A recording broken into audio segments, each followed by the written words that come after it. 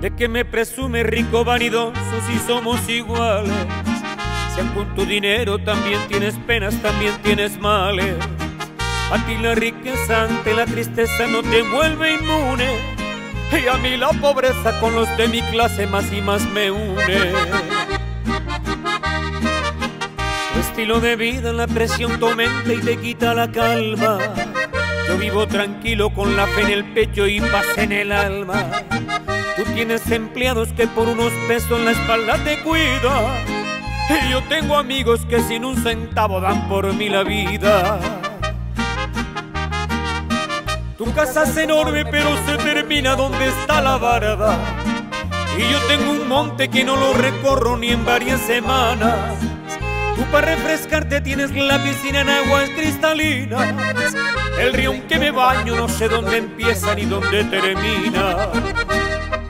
Y esto va para todos mis amigos, ricos y pobres, y que sepan que de aquí cuando Dios se acuerde de nosotros, solo nos vamos a llevar nomás un puño de tierra, compadre. Malgastas tu tiempo y descuidas tu vida por buscar fortuna, mientras yo disfruto cantando a la noche a la luz de la luna.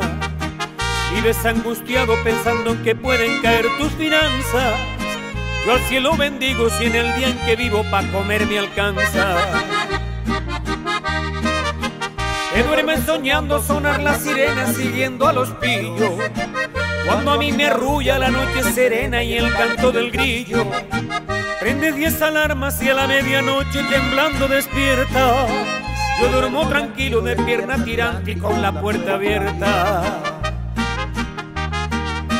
Date cuenta de eso, que aunque tengas oro y yo tenga cobre, fíjate por dentro de quién es el rico y quién es el pobre. Si al final la muerte, cuando haya en la tumba nuestro cuerpo en polve, ya no va a haber nada que a mí me haga falta ni que a ti te sobre. Y ricos y pobres, los honores son los mismos.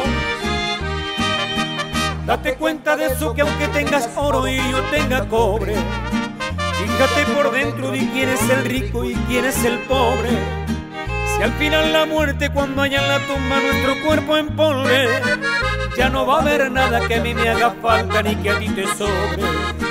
Ya no va a haber nada que a mí me haga falta ni que a ti te sobre.